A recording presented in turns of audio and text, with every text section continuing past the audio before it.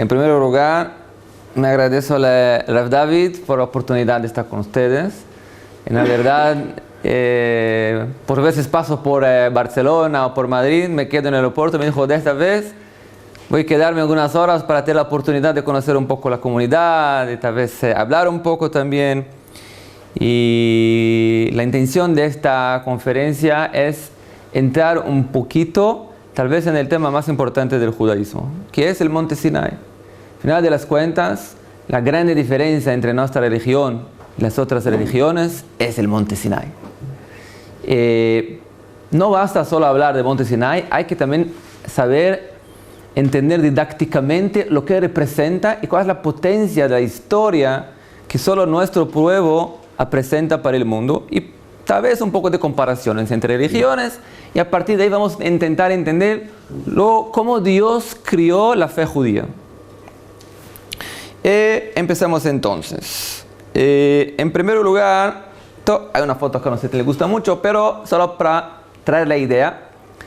Cuando yo terminé de hacer esta conferencia, me dijo, ¿cómo puede ser que solo para mí está tan claro el judaísmo y para los otros pueblos no está claro? Gracias a Dios yo hablo español, hablo portugués, hablo hebraico.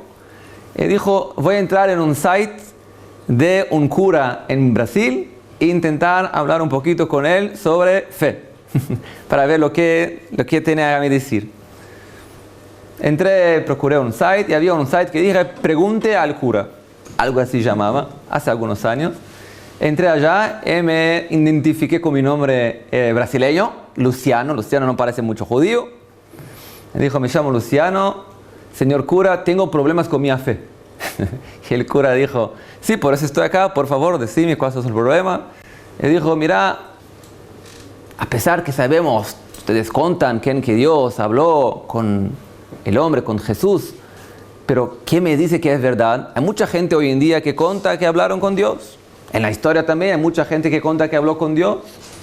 ¿Cómo yo puedo saber que realmente eso se pasó? No en términos de fe, en términos de lógica. Shalom.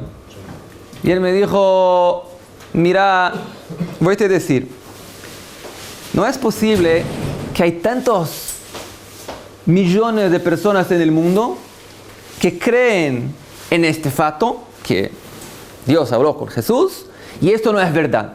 O sea, si tanta gente acredita, quiere decir que es verdad. Entonces, yo lo escribí de vuelta, si es así, hay mucha gente que acredita también en Muhammad, que habló con el profeta en la caverna, con el profeta Gabriel. Entonces ya también hay mucha gente, de acuerdo con que usted fija que esa mucha gente es buena y esa mucha gente es mala. Él me dijo, ¿sabe lo que? Está cierto también. Vuelvo atrás. Le digo, bueno, ¿qué entonces? Déjame pensar. ¿No? Más un tiempo me mandó más un mail. Y me dijo, bueno, está cierto usted, con eso no podemos probar nada. Pero, ¿sabes usted que hay unas profecías en la Biblia tan impresionantes que se pasaron en la historia, que esto prueba que la Biblia es algo realmente celestial? Y digo, escribí para él muy interesante. Y escribí para él, en la verdad, yo me presentando como un no judío, me dijo, conozco muchas profecías muy buenas en el Viejo Testamento, en el Nuevo Testamento no conozco ninguna buena profecía. ¿Quién sabe usted puede me ayudar en alguna buena profecía en el Nuevo Testamento? Él me escribió con esas palabras, dijo, mira, en la verdad yo también no encontré nada en el Nuevo Testamento, realmente está todo en el Viejo Testamento. Dijo, mira, el Viejo Testamento todo concordan, los judíos, islamíos, yo quiero algo del Nuevo Testamento. Él digo, bueno, mi hijo, no encuentro. Digo, ¿qué hacemos ahora, padre? Padre, cura, ¿eh? ¿Qué hacemos ahora, cura? Y él me dijo, mira, final de las cuentas, la religión es una cuestión de fe. Usted tiene que creer. Si crees, va a estar bien. Si no crees, que no puedo hacer nada. Y me parece que acá en el judaísmo hay algo diferente. A pesar que tenemos fe y crecemos en casas judías, entendemos, pero en el judaísmo hay un enseñamiento que encontramos muchas veces en los psukim, que dice que hay que la dad, como dice el Rambam, por ejemplo, Isoda y Isodot, la base de la jochma, de la sabiduría, es la dad, saber. saber no es solo fe. Saber es algo mucho más profundo, es entender de manera mucho más profunda, inteligente, hasta tal punto que esté claro para vos. Van a aprender portugués un poco acá junto conmigo, ¿eh? La base de todo es alicerse de la sabiduría, saber que existe un único ser en el inicio. Él trajo a la tona toda la existencia para el mundo. Si hablo portuñol, pueden corregir. Así yo treino también mi español un poco más. Así no hay problema. Si no es demasiado, si no pasa de los 10% de la conferencia. ¿Qué? Yadat hayom. Sepas usted que responderás a tu corazón que Dios es el Todopoderoso en el cielo, en la tierra, etc. Que ata areita la da, decimos antes del Sefer Torah. Ahora usted sabes, no cree. Usted sabes que Dios es el Dios. Y así adelante también, que la Torah presenta siempre la palabra ladat, modía, ladat. Quiere decir que hablamos entonces de algo que es mucho más profundo do que solo creer. ¿Sí? Hasta acá estamos juntos. ¿Alguien acá tiene idea cuántas religiones hay en el mundo? Monoteístas, ¿no? Todas, monoteístas, politeístas, nada teístas, ¿cuántas más o menos? En la verdad, lo que yo encontré es lo que es cierto para unos 2 años atrás. Me parece que cada día ya aparece un poco más, porque no hay un mejor investimiento do que una religión hoy en día, ¿no? Se puede sacar mucha plata cuando sabes es una religión buena. Y de acuerdo con lo que yo encontré, hay 4.300 religiones en el mundo. 75% de todo el mundo cree en el cristianismo, islam, budismo, hinduismo y el judaísmo. 50% de todo el mundo cree en el cristianismo, el islam. Quiere decir que más que 50% de todo el mundo es o cristiano o islam o musulmán. ¿Okay? Cuando el judaísmo está impuesto 12 de todas las religiones. Y si miramos en la próxima tabla, podemos mirar un poco mejor la división de las religiones en el mundo, donde el judaísmo está, casi no se puede ponerlo acá, ¿qué? 0.22% de todo el mundo. Somos una minoría muy pequeña, muy ruidosa, hacemos mucho ruido también en el mundo, pero somos una minoría muy pequeña, comparado con todo el cristianismo y el islam, que hace más do que mitad del mundo, de las creencias del mundo. Y ahora surge la pregunta, que es una pregunta muy importante. Miren ustedes, imagínate una persona que nació no en el centro de Jerusalén, y también no dentro del centro de la comunidad de Barcelona, sino que nació en un local afastado como, para mí, es el Amazonas. En el centro de la floresta del Amazonas nació un chico nuevo. Y ahora él empieza a procurar sus caminos por el mundo. ¿Para dónde voy? Para el budismo, para el cristianismo, para el islam, para acá, para allá. Y empieza a pensar. ¿Para dónde voy? Y la grande pregunta es ahora, ¿qué puedo decirle? O sea, ¿cómo puedes verificar cuál es la religión más ideal para optar por ella? Es la pregunta. Ahora, a principio, podemos verificar cada una por una, ¿sí? Si quieres verificar, empezamos por el cristianismo. ¿Cuánto tiempo va a llevar para verificar el cristianismo? Hay que entrar en el Vaticano, pasar por todos los libros, leer todas las leyes, las Ave María. No, es un material sin fin. ¿Cuánto tiempo va a llevar pasar por el judaísmo? Leavdil, al contrario también. Acá tenemos una parte de los libros, pero quien quiere estudiar Talmud sabe que puede pasar una vida toda Baruch Hashem, estudiando Torah y no hay fin. Es un mar enorme de sabiduría. Si quieres estudiar Leavdil del Islam, también hay mucha materia para estudiar también. Y ahora la pregunta, nosotros somos judíos y estudiamos judaísmo, pero una persona que quiere optar por una religión, y dice, mira, yo quiero mirar cuál es la religión más cierta. ¿Cómo checo? ¿Cómo puedo verificar? Si voy a verificar todas las religiones, necesito no de una vida, necesito de algunas reencarnaciones para poder verificar todas las religiones.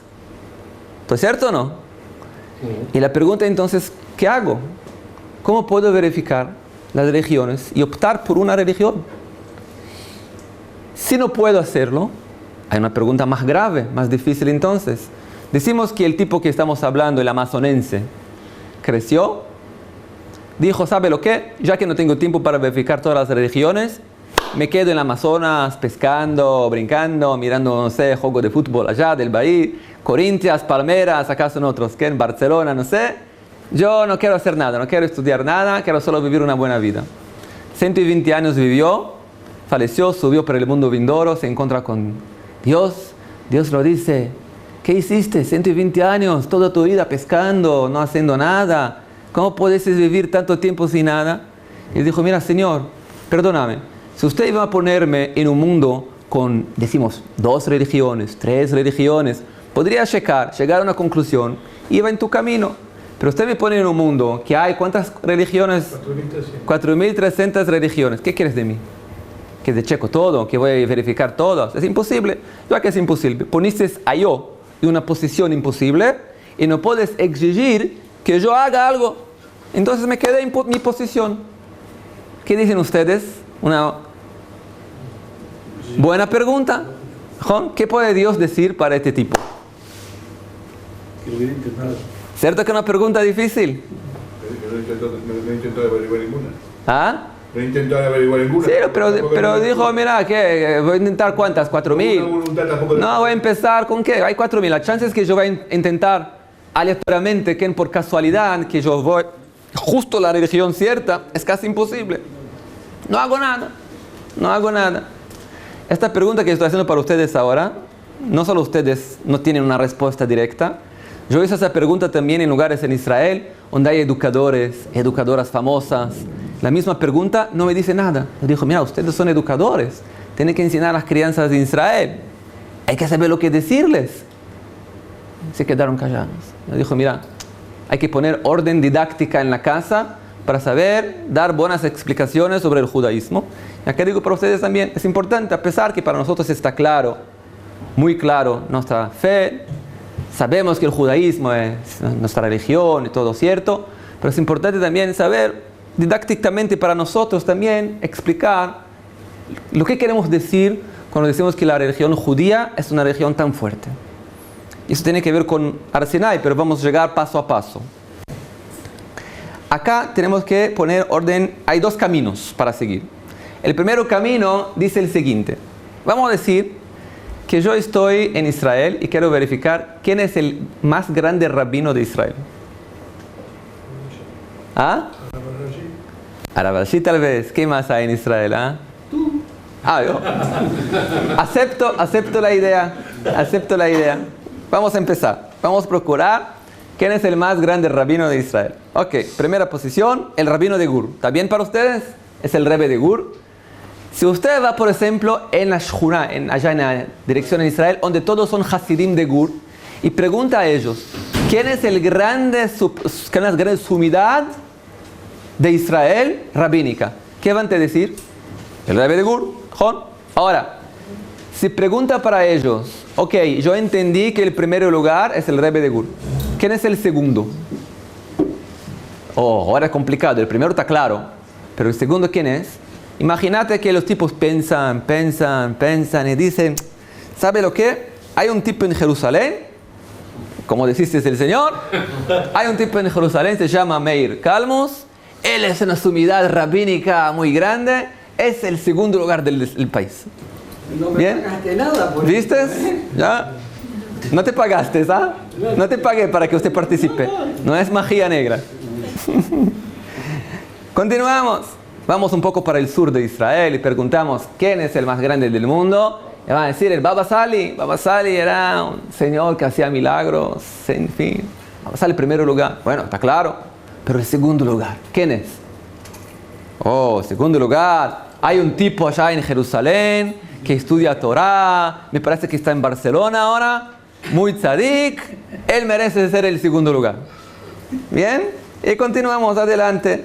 Si vemos acá, Baruch Hashem, yo tuve el mérito de crecer en Bet Chabad en San Paulo. Si me preguntan allá quién es el grande, decimos ¿quién es? Balatania, Admon Zaken. ¿Quién puede imaginar que en la fuerza del Tanya, que cuando Mashiach va a llegar con el Tanya? Está claro que es el primer lugar. Pero si preguntamos el segundo lugar, ¿quién es el segundo lugar, Arav? ¿Oh? ¿Viste? El rabino también concorda. Que el segundo lugar es Rabino Meir Kalmos. Y así vamos adelante también. El Rebbe Mibeles, adelante. Hago pregunta a ustedes.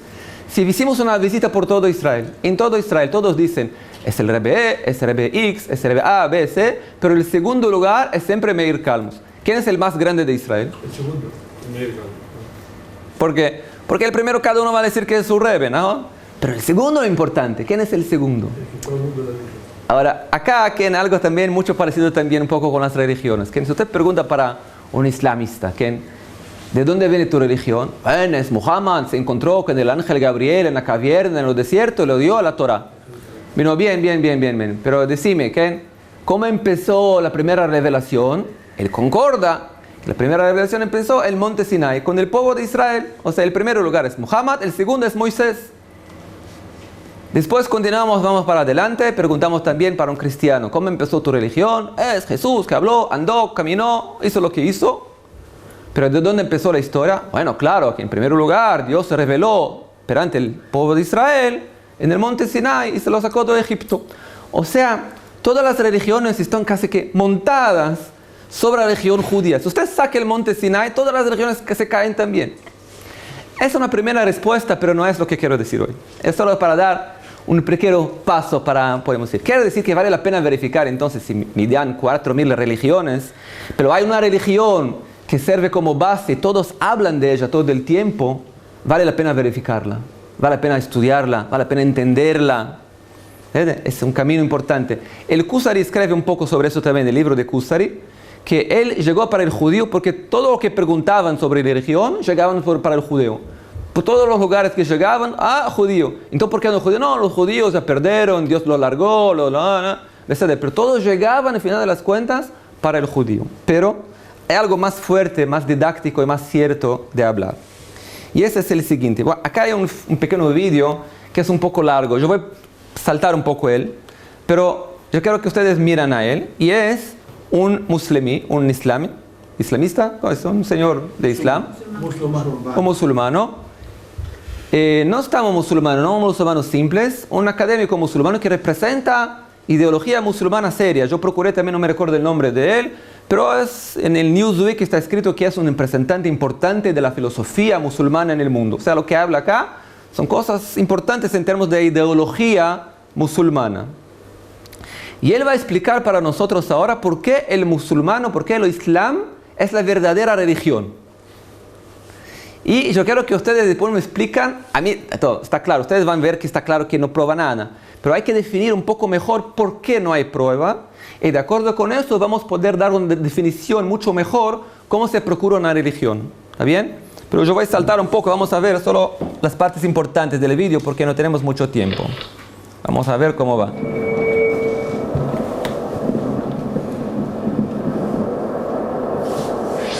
Assalamu alaikum wa rahmatullahi wa barakatuh. ¿Ustedes comprenden el portugués un poco o traduzo junto? ¿Traduzo? Voy traduciendo. Bienvenidos más a un capítulo de nuestro programa. ¿Qué? Entonces es así. En el correo de hoy la pregunta es, traigan una prueba que el islamismo es la religión verdadera. ¿Cómo puedo saber que esta religión es la religión de Dios? Yo tengo que decir que una pregunta excelente, una pregunta muy profunda. ¿Qué? Es una pregunta que cada musulmano debe preguntar a sí mismo. ¿Por qué las personas creen en esto? Lo que lleva a los musulmanes a creer en esta religión. Una pregunta muy razonable y muy bienvenida. Es la pregunta que esperamos en nuestro programa. Dígame, ¿por qué? ¿Cómo yo sé que esto es verdad? Dice el tipo. Yo soy católico, judío, budista, usted es musulmano. Usted tiene razón, pero mis padres tienen que tener razón. ¿Cómo yo sé cuál es el cierto? Esta es exactamente la pregunta. Entonces la pregunta es, pruébeme que el Islam es verdadero. ¿Cómo puedo probarlo? Esa es la introducción, muy clara, que es muy longa. Podemos ir para frente mucho. Hay muchas pruebas, pero vamos a resumir en algunos puntos. En primer lugar, la idea de Dios en el Islam. Es completamente diferente de la idea de Dios en otras religiones. Cuando usted observa cómo los musulmanes ven la idea de Dios, usted entiende que no hay otra religión en el mundo que tiene una religión tan simple, lógica, racional, una fe clara para cualquier ser humano. Nos creemos que existe uno solo Dios, no un grupo de dioses. Hay hijos de los dioses, la crianza, los papás de los dioses. No es así, no son familias de dioses, hay solo uno Dios que crió todo lo que está en torno de nosotros. Él es el dueño del poder de toda la humanidad. Su creación es tan linda, tan bella, su creación es tan perfecta, tan armónica, que tiene que ser el dueño de todas las fuerzas y sabiduría.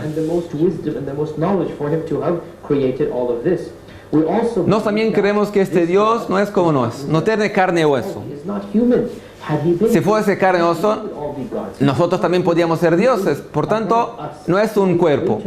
Es mucho mayor do que nosotros. Es más sabio. En niveles que no podemos ni soñar. No sabemos que somos limitados. Y a Él nunca podremos entenderlo. También acreditamos que este Dios es tan fuerte y lindo. Y por eso debemos hacer nuestro servicio, trabajarlo, por su misericordia, por su inteligencia tan grande.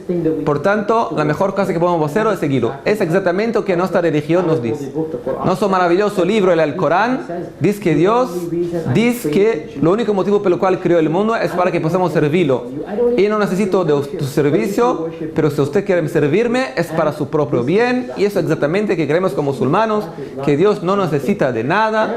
Más una prueba. Prueba número 2 es que cuando usted observa el término profecía, descubre que esta es la religión ideal comparada con cualquier otra religión. ¿Por qué? Otras religiones creen en Dios de manera inaceptable y inconcebible. Afirmar que un Dios es más do que uno no es lógico. Si había más que uno, no encontraríamos tanta armonía en la creación.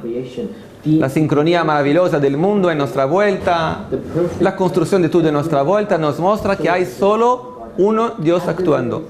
Si había varios dioses, cada uno lucharía uno contra el otro. Si hay armonía, quiere decir que hay solo uno Dios. Cada Dios llevaría destrucción y caos entre los dos. Esta no es la imagen que tenemos. Y más un punto, el fato que determinadas religiones no aceptan la existencia de la profecía, otras la aceptan, pero mismo aquellas que la aceptan tienen una creencia errónea en profetas falsos, que lo aceptan, que son profetas asesinos y marginales. En nuestra religión los asesinos son marginales, etcétera, etcétera, etcétera. ¿Está bien?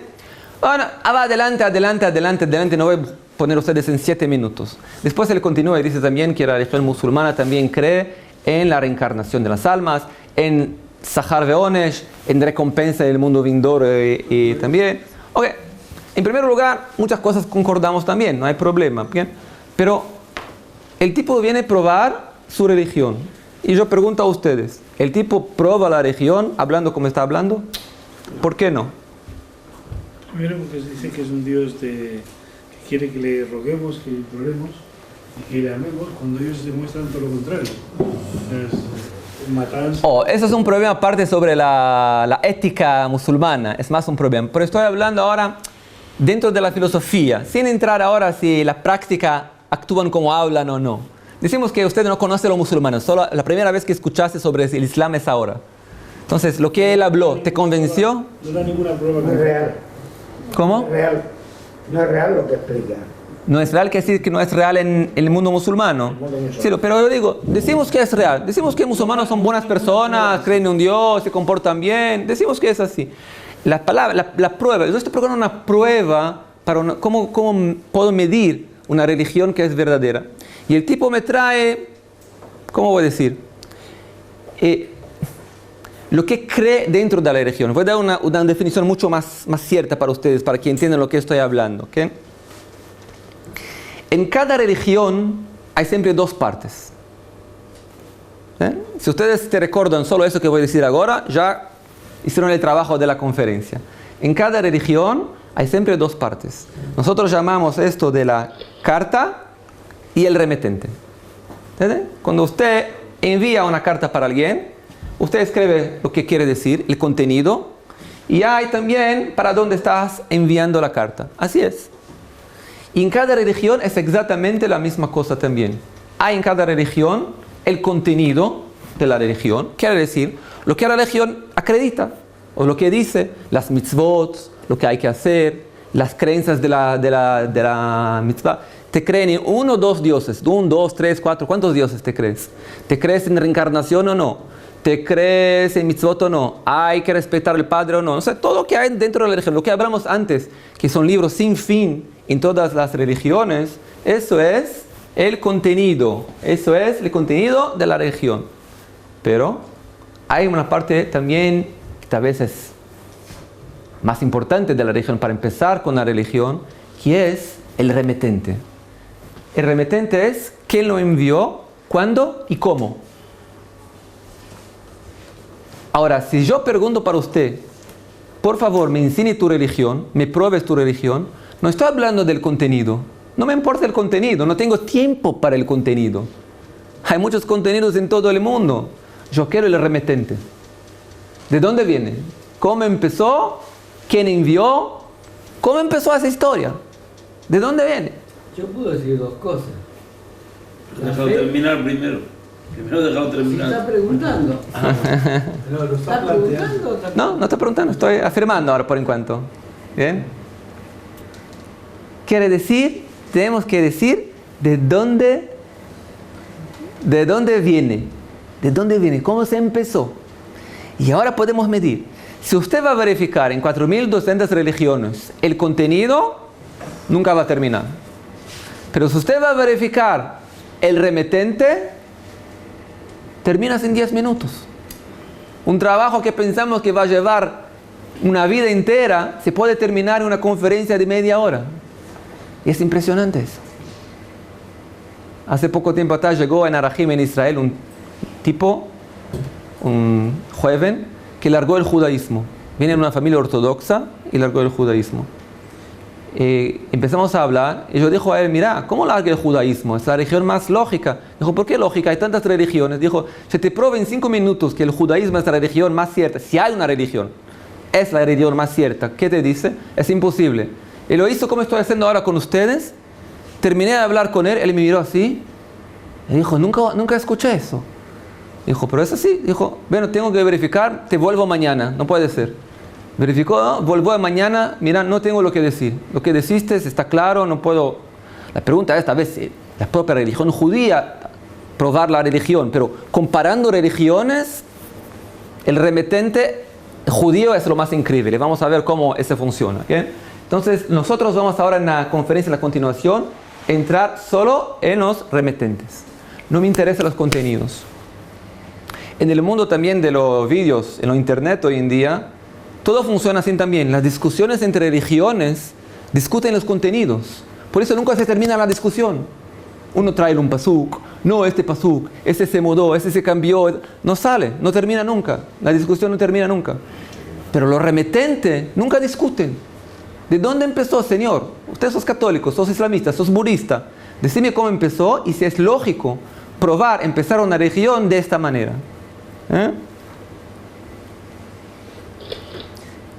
Y eso llamamos entonces el examen de envelope de la testimonia. Ahora, la táctica funciona así. Dice el dicho, aquel que miente afasta a su testigo. Testemunha es testigo en portugués. Quiere decir, vamos a decir así, todos acá son papás, ¿no? Tienen niñas en casa, jóvenes, adolescentes también. Yo tengo varios adolescentes en casa. Llega la chica en casa y dice, mira, papá, voy a salir hoy para hacer algo. ¿Está bien? Está bien. Bueno, la chica va, vuelve a la casa a las 2 de la mañana. ¿Dónde estuviste? Papá, yo estaba en una casa de una amiga. ¿Qué amiga? No, usted no conoces. No, decime el nombre, yo puedo saber que conozco. No, usted no conoce la amiga. Pero decime el nombre. Papá, usted no conoce, es muy lejos, es lejos de la ciudad, viajé, es una persona que usted no conoce, no hay algo que verificar. ¿Qué quiere decir? Cuando una persona dice la mentira, procura afastar la posibilidad de verificarla. Cuanto más afasto los fatos para lejos, que no hay como verificar. ¿Cómo? Apartar las pruebas más lejos posible para intentar que nadie pueda verificarme si es verdad o no. Y así funcionan muchas religiones. Por ejemplo, hay lo que se llama el principio, ¿cómo se traduce ese? El principio de afrajá. ¿Cómo podemos traducir afrajá? El principio de cómo testar algo. ¿Okay? Hay una teoría que dice que para una afirmación que pueda ser considerada una afirmación seria, tiene que estar sujeta a pruebas que puedan combatirla. Si usted trae para mí una teoría, pero yo no puedo checarla, no puedo mirar, no puedo saber, no es una teoría, entonces yo no puedo saber si es verdad o no. Y es impresionante como todas las religiones funcionan exactamente así fuera la religión judía.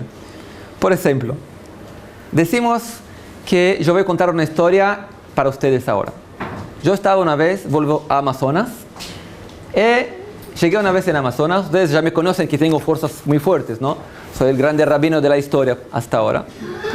Entonces, llegué una vez en Amazonas y decidí ahora probar a todos mis fuerzas espirituales. ¿Bien? ¿Qué hizo? Junté a un grupo como ustedes allá, como estamos acá, unas 20 personas. Juntamos el grupo todos juntos. Y dijo, señoras y señores, voy a probar a ustedes cómo estoy próximo de Dios. Y concentré. Y de repente, todo el grupo, 20 personas más o menos, empezamos a fluctuar, levantar del piso para arriba del Amazonas. Todos volando. Y circulamos por vuelta de toda la floresta amazónica. Hicimos un tiul, un paseo. Y volvimos, bajamos gradualmente. Todos aplaudieron, Meir Calmos, qué bien lo que dice. Ahora pasé una Torah para ellos. Entonces dijo, mirá, Dios ordenó hacer así. Todos batieron palmas. Y yo crié la primera religión, vamos a decir el meirnismo. ¿Okay? Me llamo Meir, vamos a hacer el meirnismo. Ahora pregunto a ustedes. Si vengo para ustedes y digo, mira, yo soy Meir Calmos, hablé con Dios en Amazonas. Y no solo eso, también hizo milagros allá. Y ya conté el milagro para ustedes, ¿no? ¿Qué me preguntan?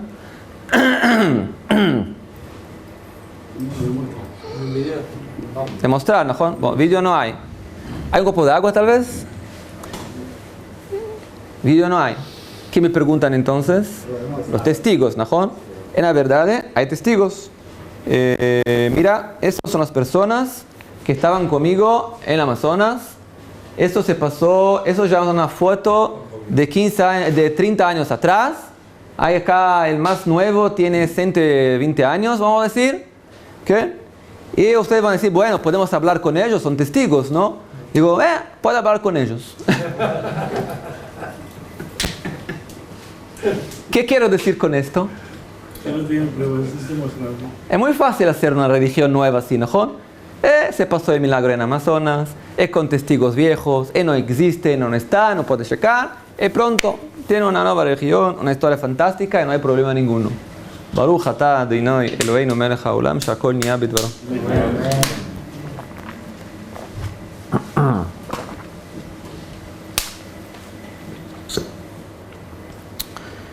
Ese es el primer método. El primer método que funciona en las religiones es afastar las pruebas, sacar las pruebas. Apartar, gracias. Apartar, decir 3 veces para merendar la próxima. El segundo método dice algo parecido pero contrario. Dice así, cuando usted va a crecer, comprenderás. O sea, usted llega en una nueva religión y dice, mira, ¿hay pruebas? No hay pruebas, pero cuando usted va a avanzar en temas espirituales acá, vas a mirar visiones, vas a sentir cosas maravillosas. Pero ¿por qué no siento? Porque usted todavía es un iniciador. Hay que muchos años acá, colaborando también y todo, para que llegue a ese nivel alto y todo, ¿ok? Hay mucho tiempo acá. Y mientras tanto, el tipo ya va entrando en la secta, y va a trabajar, y se pierde dentro de ya no procura más pruebas. Ven ustedes, por ejemplo, cómo funcionan las religiones exactamente como hablamos. Por ejemplo, el Islam. ¿Cuánto debemos estudiar el Islam? ¿Hablamos que hay que verificar muchos años? No. En 30 segundos acabamos con el Islam. ¿Cómo se lo hace? Y esa es la historia del Islam que cuentan ellos, no yo. que en el año 610 tenía 40 años un mercader, llegó en una caverna en las montañas. Un bello día, había fuego y la vida de Muhammad se cambió para siempre. Es algo. Súbitamente surgió un ángel en forma humana y ordenó escribas. Cura es escriba, ¿quién es lo islam? Mahomet se quedó asustado, dijo, ¿escribir lo qué? El ángel lo agarró a Mahomet por la garganta, empezó a enforcarlo. ¿Qué hizo? Salió para la caverna. Mahomet, apavorado, escapó de la caverna, empezó a correr. Estaba convencido que estaba ocurriendo algo terrible. Cuando estaba bajando por la montaña, el ángel volvió a hablar. Le dijo, oh Mahomet, Muhammad, Mahomet, usted es el enviado de Dios. Yo soy Gabriel, el ángel. Yo soy Gabriel, el ángel. Bien. Ese es todo el remitente de lo islam. Ahora pregunto para ustedes, ¿quién estaba junto con Mahomet y el ángel Gabriel? ¿Quién más estaba allá? Solo los dos. Juntos, en una caverna, en los desiertos. ¿Hay fotos? No. ¿Hay algo? ¿Grabaciones? Nada. Los dos estaban allá. Los dos estaban allá. ¿Qué prueba hay? No hay. O si usted cree en Muhammad o no te crees en Muhammad. Es una opción tuya. No digo que Muhammad sea un mentiroso. Yo digo que para mí, cambiar toda mi vida, porque una persona decidió decir que habló con Dios, es impresionante. Es algo impresionante. Y ese es el remitente. Pero el tipo que vimos antes, ¿qué hace? Sabe que ese remitente no vale nada y habla de la carta, habla del contenido, porque no hay lo que hablar del remitente. ¿Qué remitente hay acá? ¿Está claro? Es muy importante entender esa diferencia. Cuando yo pensé eso, estaba viajando en Israel con un taxi. Entonces yo saqué una foto en una zona, pero parecido un poco con árabe, tal vez, solo para darla. Empecé a hablar con él, estaba pensando sobre eso y dijo, es un árabe islamista que estaba musulmano que estaba a mi lado. Empecé a hablar con él y dijo, ¿ustedes son musulmanes? Sí. Dijo, decime una pregunta. ¿Quién más estaba con Muhammad en la caverna? Y el ángel Gabriel, ¿qué más estaba junto con ellos? No, los dos. Dijo, ¿y cómo sabes que dijo la verdad? Y él continuó dirigiendo el coche, así, dirigiendo.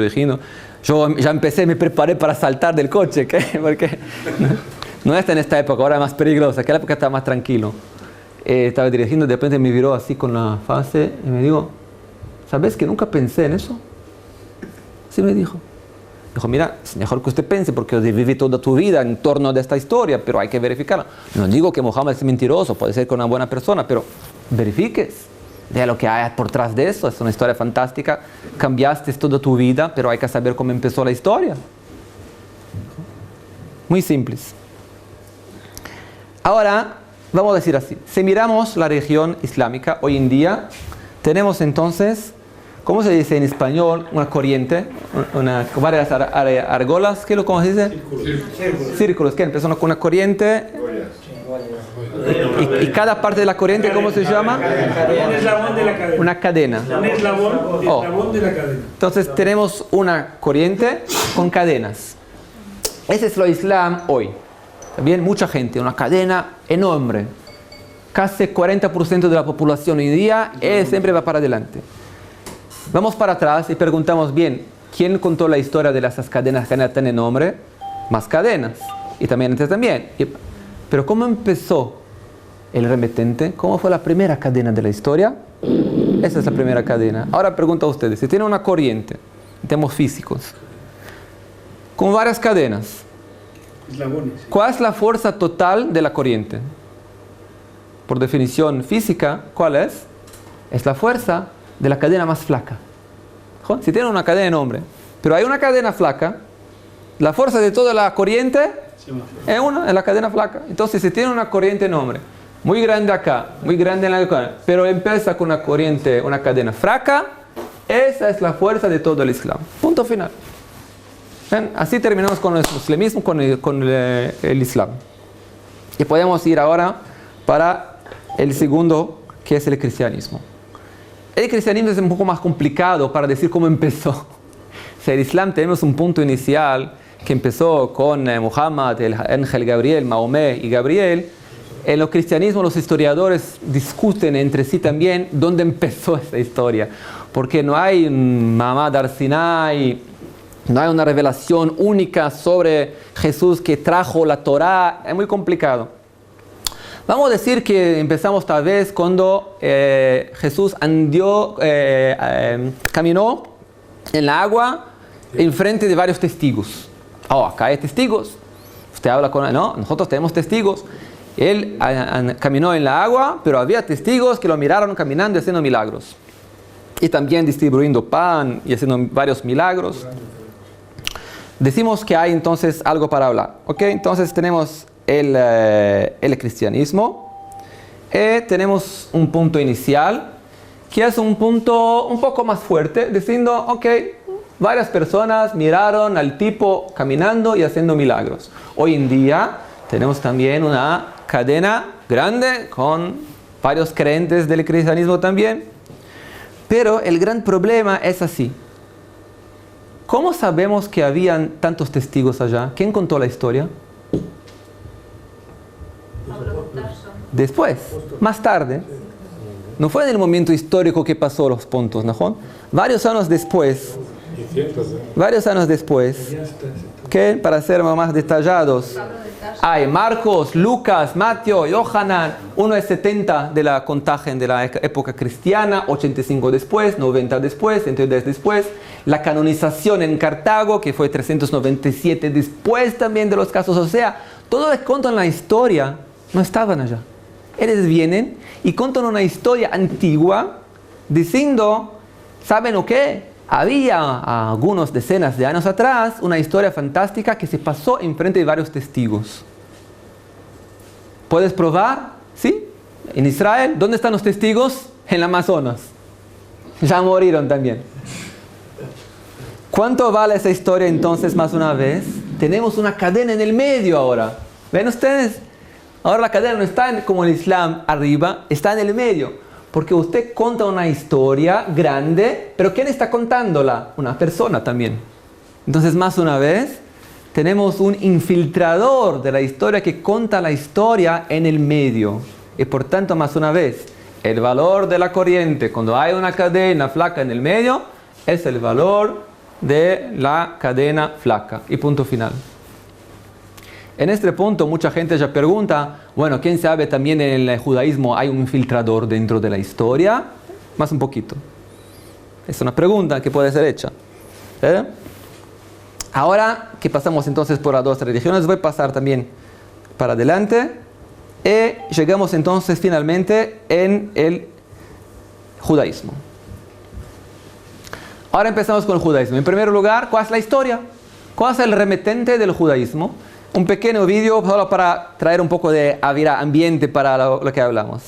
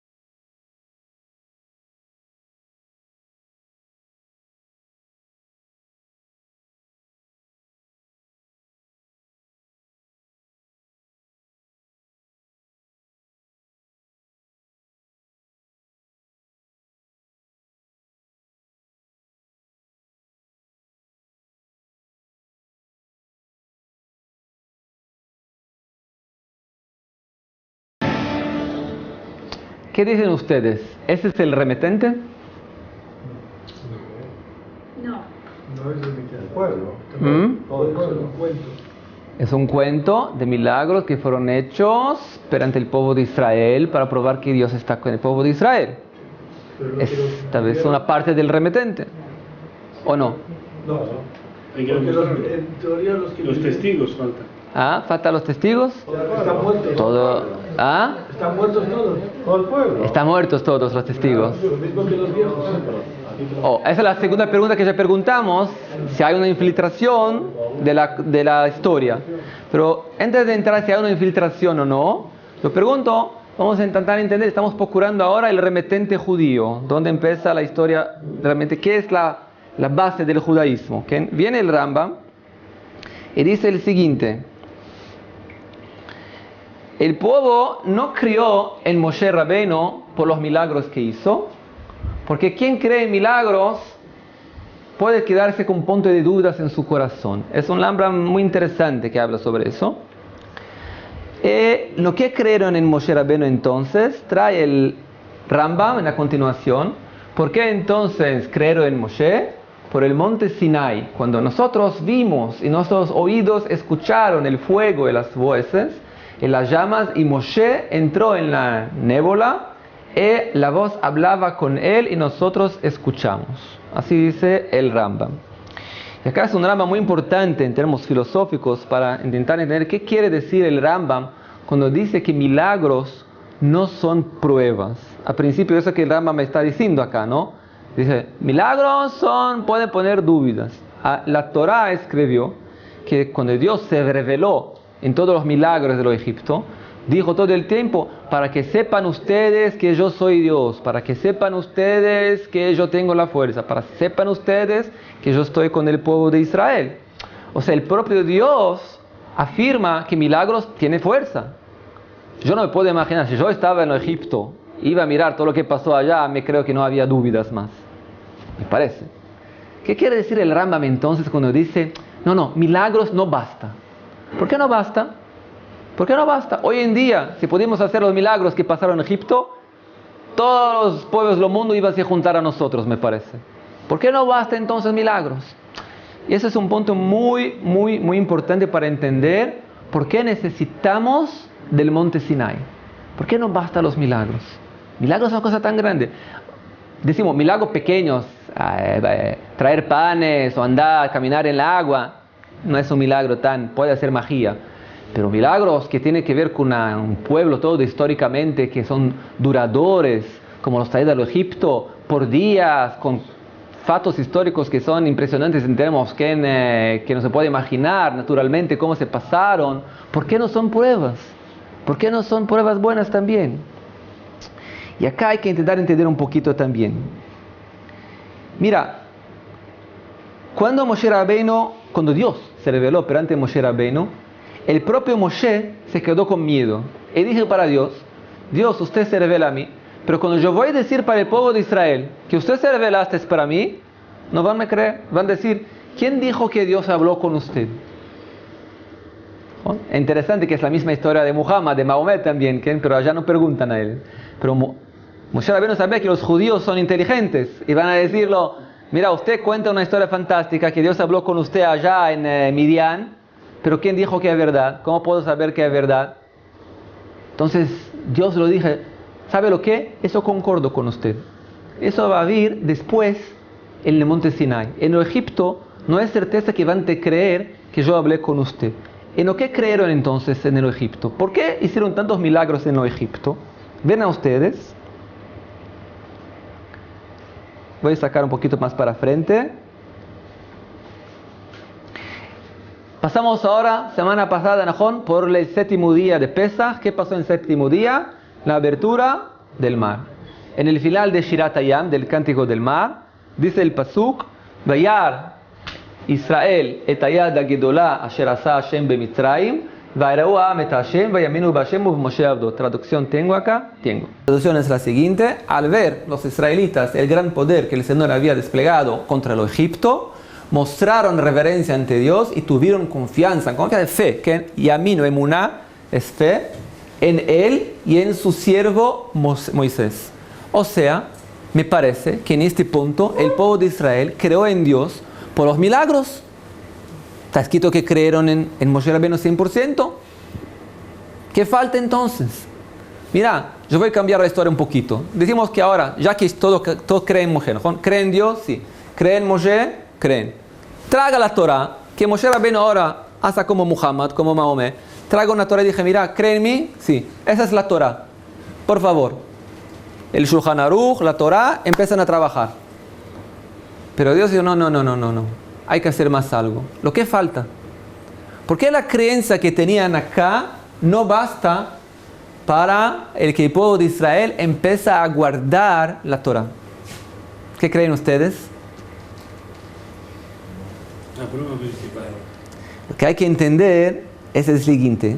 Dice el Or HaChaim HaKadosh, en este pasuk que vimos ahora, venir el Omar, me parece decir, yo voy a traer la traducción para ustedes directamente, me parece que la fe en Moshe, de la abertura del mar que vimos ahora, se limitaba al fato de él ser un siervo de Dios, y que Dios lo ama y escucha sus tefilot, pero no creían que Dios habló con él. Mira qué impresionante. Todos los milagros de Egipto, las 10 plagas, la abertura del mar, dice el Or HaChaim, todavía no creían que Dios habló con Moshe. Pero ¿cómo entonces hizo todos los milagros? Bien, es el queridito de Dios. Cuando hace tefilot, Dios, por favor, traga la serpiente, las ranas, la rana, escuridón, todo lo que pide. Yo también, particularmente, no escuché a Dios todavía. Pero por veces, cuando hago tefilot, Dios escucha. Ustedes también, ¿no? No hay momentos en la vida que hacemos tefilot y Dios escucha. Tranquilo. No quiere decir que yo hablé directamente con Dios como una persona frente a otra. Y vienen los que me dicen, sepa usted que el Or HaChaim dice, el pueblo de Israel tenía dudas, como Moshe Rabbeinu dijo para Dios, que van a tener dudas. Si Dios habló o no habló con Moshe Rabbeinu. Y ahora es un gran problema. ¿Por qué? Porque hasta ahora tenemos una corriente a principio bien hecha del pueblo judío, que empieza con milagros muy grandes de la salida del Egipto, continúa adelante por todas las generaciones hasta hoy, y prueba lo que los milagros del Egipto y del desierto que teníamos allá, así empezamos. Pero ¿qué milagros pueden hacer para un pueblo? ¿Milagros pueden levantar una religión o no? La respuesta es no, porque lo que es una religión depende. Si haces una religión, que toda la religión se resume en creas en Dios, sea una buena persona, te esfuerces para ayudar al próximo. ¿Conoces religiones así que no hay leyes, no hay reglas detalladas como el judaísmo? Tal vez milagros bastan. Pero si usted quiere trazar un código de leyes tan complejo, tan grande, tan comprido como el judaísmo, sabemos que el judaísmo, ¿qué? ¿Cómo te levantas? ¿Qué tefilá decís? Cómo vestir los zapatos, el derecho o el izquierdo por antes por la mañana, cómo comer, kasher o no kasher. Es un código de leyes, tal vez el más grande del mundo. Si quieres levantar un código de leyes, la pregunta ya no es si Dios nos escucha, se hace milagros o no. La pregunta es si lo que usted está trayendo para nosotros es la palabra de Dios o no. ¿Cómo yo puedo probar a ustedes que si yo traigo un código de leyes es la palabra de Dios? ¿Cuál es la única manera del mundo de probarlo? Oyéndolo yo. Que Dios haga una presentación conjunta entre yo y ustedes y diga, señoras y señores, acá está Meir Kalmus, mi representante del mundo material. Hoy estoy entregando para él la Torah. Ven, una foto juntos, yo y Moshe, sacan una foto juntos, todos escuchan y ahora acreditan que Moshe es mi representante. Sí, señor. Es la única manera. No hay otra manera en el mundo que se puede convencer 100% un pueblo que Dios está transfiriendo la Torah, el código de leyes, sino que probar que el Dios está hablando con el profeta. No hay otra manera de hacerlo. ¿Está claro? Por eso, sin el Matan Torah, sin el Mamad al Sinai, que más 3 semanas, ¿cuánto poco tiempo estamos llegando? Podríamos tal vez crear una religión muy linda, con creencias que Dios es muy misericordioso, nos gusta mucho, nos acompaña, nos sacó del Egipto. Pero no teníamos ningún Shulchan Aruch, nada. ninguna orden, nada para hacer. No podíamos vivir como judíos. Porque la pregunta más una vez, queremos saber que Dios habla. Para hacer una religión hay que probar que Dios habló con el profeta. Y Mamad al-Sinai prueba que Dios habló con el profeta. Ahora entendemos el pasuk anterior. Cuando el pasuk dijo, Vayaminu b'Hashem u'Moshe avdo, que creyeron en Moshe, quiere decir creyeron en Moshe, creyeron en Dios, pero no que uno habló con el otro. Y eso es impresionante, que mira, imaginar que saliendo de Egipto, con dudas todavía si Dios habló con Moshe. Para mí fue una novedad muy grande, imaginar que había dudas sobre si Dios habló con Moshe, pero había. Imaginaban que sí, pero si quieres cambiar una vida de alguien, hay que hacer algo mucho más serio. Ahora viene la pregunta más una vez. Yo estaba una vez envuelta para Israel por un avión y empezó a hablar conmigo una señora cristiana y me dijo, mira, usted tiene equipa, ¿no? ¿Por qué no cree en Jesús? Que la pregunta ¿ah? ¿Pasaron por esta pregunta una vez? Muchas veces, ¿no? Acá probablemente muchas veces acá se escucha. Y ella dijo para ellos así, mira, nosotros tenemos un remitente muy fuerte que Dios se reveló perante nosotros una ceremonia enorme. Perante de 3 millones de personas, Dios, así nosotros contamos, ese es nuestro remitente, habló con Moshe, lo presentó la Torah, nos dijo, ese es mi representante. No hay ninguna historia en toda la humanidad que cuente una historia así en las religiones. No hay ninguna religión que cuente esa historia. No solo que no hay, vamos a ver, hay un pasuk que dice que no hay y no va a haber también. Ninguna religión que cuente una historia de millones de personas que escucharon Dios diciendo a alguien, ese es mi profeta, y llevan la Torah. No hay ninguna religión. Ahora, ¿qué dicen ustedes? Ok, la historia de ustedes es impresionante. No podemos decir que no pasó, por eso pasó, ocurrió. Pero hubo un cambio de programación, como hay en el GPS, cambio de dirección.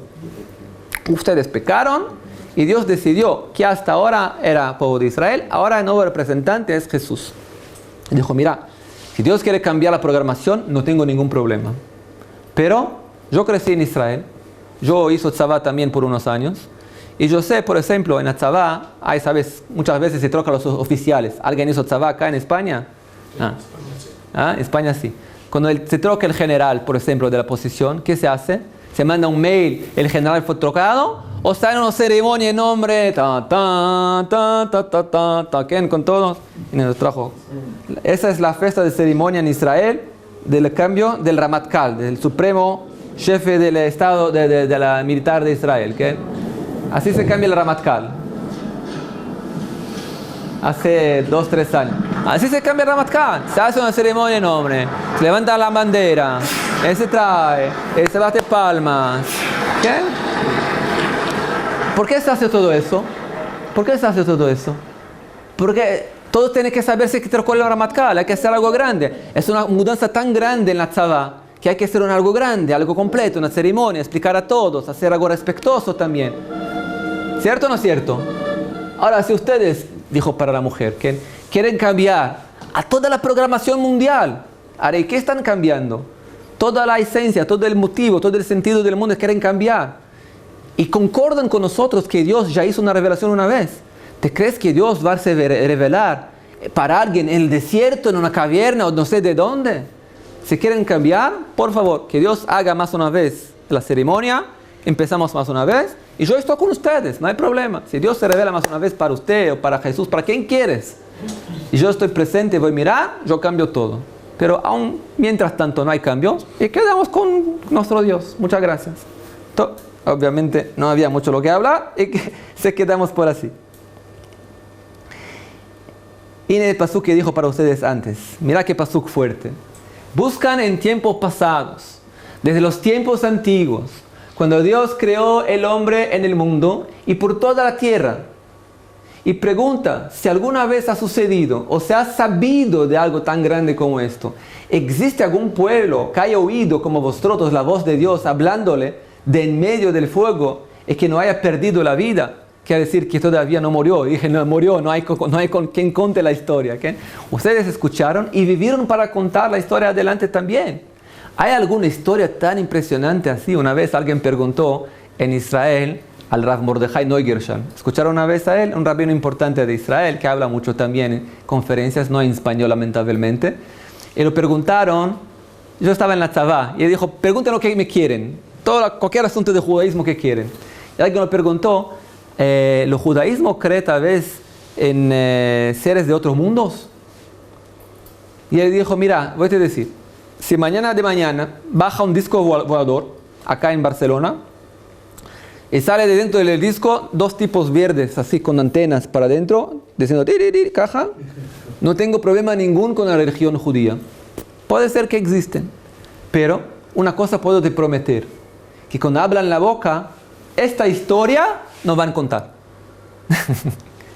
Porque Dios prometió que en todo el universo nosotros somos los únicos que contamos esta historia de la revelación del monte Sinai. No hay otros contadores de esa historia.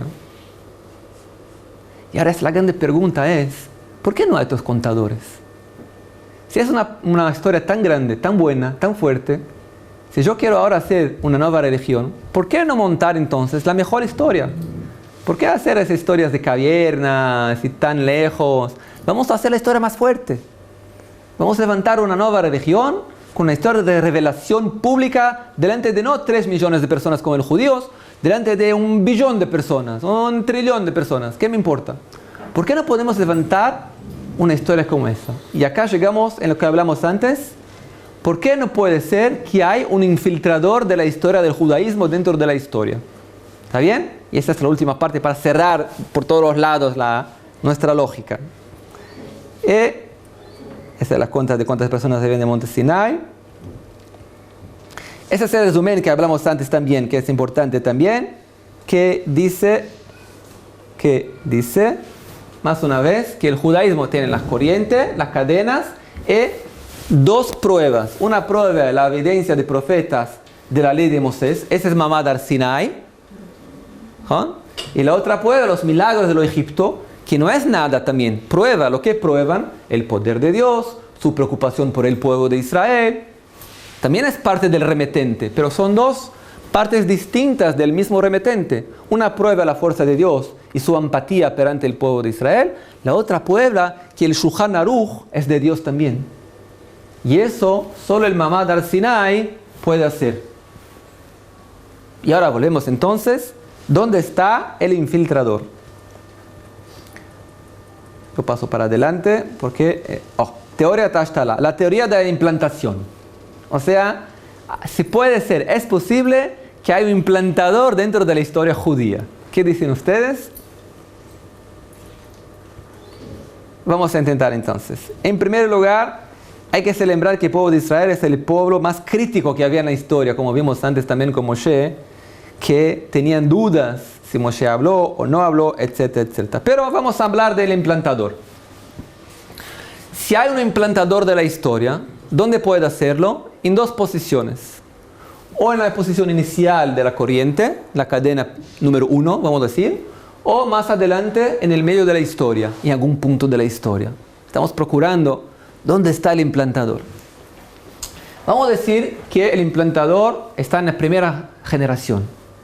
¿Ven? O sea, yo llego para ustedes ahora, yo soy el implantador de una religión como el judaísmo. Y digo a ustedes lo que está escrito en el pasuk acá, por ejemplo. Atem reitem ki min hashamayim dibarti imachem. Ustedes van a empezar ahora a guardar mi religión porque ustedes vieron y hablaron con Dios. ¿Ustedes vieron y hablaron con Dios? No. O sea, es imposible implantar la historia en la primera generación. No, yo no puedo convencer a ustedes a una historia que no te pasó. O sea, no hay una implantación, no pueden pensar una historia en el primer punto, ¿no? ¿Qué tengo que hacer para implantar la historia? Se afastar unos 200, 400, 1000 años, no sé, algo así, y decir, hace 1000 años atrás se pasó que el pueblo judío recibió la Torah. Esa es la posibilidad única de hacer la implantación. Y ese es el paso que vimos ahora. Model Ashtala, el modelo número 2 es hacer la implantación en el medio. Es decir, hace 1000 años atrás había un pueblo judío. Acá hay un problema muy serio. ¿Por qué? Porque vamos a ver lo que está escrito en la Torah. Y lo que está escrito en la Torah, está escrito el próximo pasuk. tengas mucho cuidado para no olvidar de los factos de sus ojos presencian el día que usted esté presente en Dios el monte Sinai. Hay varios locales en la Torah que dicen, esta Torah es una Torah que no puede ser olvidada. Una Torah que tiene que ser pasada para adelante sin se olvidar en el medio del camino. O sea, no puede haber, ¿cómo se dice? Buracos negros, ¿se dice? Agujeros negros dentro de la corriente. Así dice la Torah. Ahora, imaginen ustedes, por ejemplo, hay más un pasuk muy fuerte también que dice, cuando todos estos fermentos van a venir a ustedes en Sefer Devarim, este cántico, que es la Torah, será una respuesta porque nunca será olvidado. La Torah escribe, esta Torah nunca será olvidada. Ahora os llego para ustedes y cuento para ustedes. Señoras y señores, hace 1000 años atrás, hubo una revelación de una otra Torah en ¿dónde? Amazonas, me gusta Amazonas, ¿qué voy a hacer? En Amazonas tuvo una revelación de la Torah hace 1000 años atrás. Y ustedes dicen, bien, ¿y por qué nada escuchó sobre eso? ¿Nadie? Personas. ¿Por qué nadie escuchó sobre eso? La respuesta, bueno, se olvidó durante la historia y yo estoy despertando más una vez la historia. Encontré algunas cosas, algunos manuscritos y estoy más una vez reavivando una historia antigua de 1000 años atrás. ¿Y qué está escrito en la historia? Ustedes miran lo que está escrito. ¿Qué está escrito? Este pasó a 1000 años, pero nunca va a ser olvidado. Pero si usted dice que nunca va a ser olvidado, pero dices ahora que no hay nadie en el mundo que lo sabe porque fue olvidado. ¿Y cómo puede ser entonces? Se perdió los datos, sí. Se perdió, pero la propia Torah dice que no va a ser olvidada. Entonces la Torah no es verdadera. Si hay un escrito que está escrito, esa es la Torah, sepas usted, para medir si es la Torah verdadera, sepas usted que es una Torah que nunca va a ser olvidada.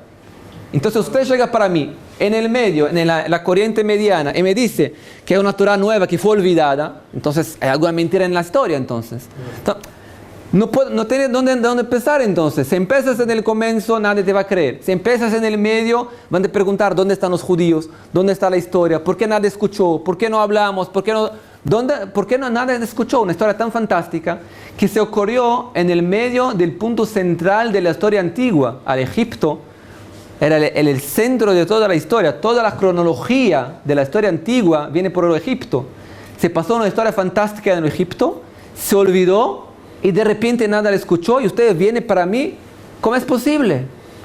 O sea, a la historia tan fantástica y tan bien escrita que no puede ser también inventada.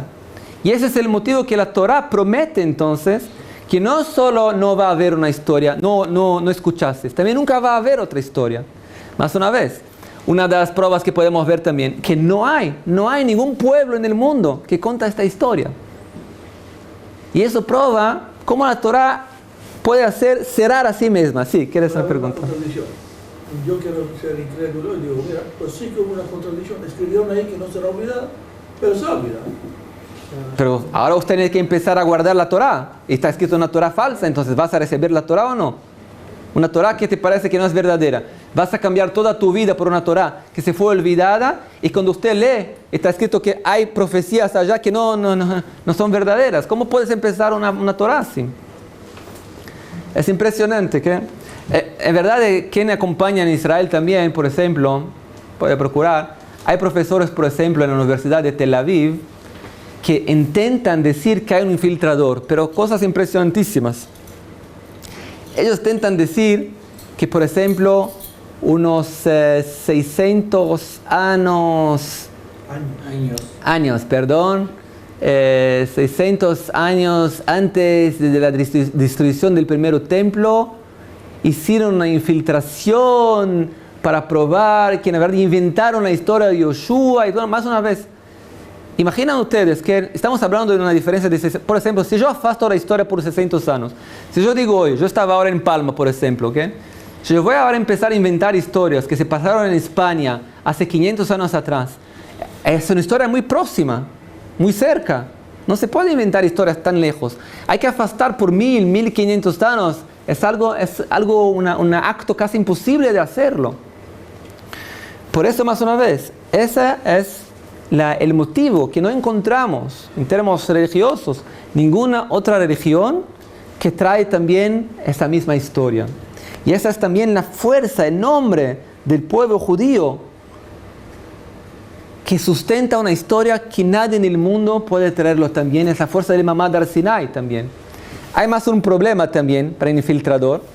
Si usted va a infiltrar una historia, vamos a decir que usted quiere infiltrar una historia en medio de la historia, tienes que infiltrar la historia y también sacar a usted mismo de la historia también. Porque hoy en día tenemos el judaísmo. No hay una historia de un infiltrador dentro de la historia, ¿no? No se cuenta que había alguien hace 2000 años atrás o 1500 años atrás que reavivó la historia judía. O sea, usted tiene que infiltrar y también tratar de no conten a nadie en que yo trajo la historia más una vez, porque la historia es contada como verdadera siempre. O sea, es más un problema muy grande también para infiltrar la historia. Entonces, eso más una vez, de manera general, en el tiempo poco que tenemos, que es solo para intentar entender la fuerza del Matan Torah del Mamad Har Sinai. Pero más una vez, que ustedes celebran siempre que tenemos el orgullo muy grande de ser representantes del pueblo más fuerte del mundo en su historia, en su remitente. No hay ningún pueblo en el mundo que presenta las fuerzas que tenemos en nosotros también, en nuestra historia, en nuestra ética. En nuestra ética ya es parte del contenido. Pero la historia judía es una historia que no puede ser copiada. Y la prueba es que nunca fue copiada y nunca va a ser copiada también. Bezrat Hashem, quien ahora que llegamos en Mamad Har Sinai, en Shavuot, es importante lembrar eso también. Estudiar la Torah, estar contentos con la Torah también. Guardar la Torah, el Shulchan Aruch, sabemos que todo eso nos trae la vida como Dios lo prometió. Y que Bezrat Hashem, ahora terminamos en Jerusalén, en Pesach, decimos el año que viene en Jerusalén. Entonces, Baruch Hashem, yo dijo eso y dijo, mira, Baruch Hashem, yo estoy este año en Jerusalén, ¿qué? Pero tengo que desear a ustedes también, ¿qué? Que estén acá, que si Dios quiere, que el año que viene ustedes también pueden estar en Jerusalén también. Con el templo. ¿Ah? Con el templo también, con la vinda de Mashiach, si Dios quiere, Bezrat Hashem, con salud para todos. Y agradezco mucho la oportunidad de hablar frente a ustedes también acá. Gracias, buenas noches.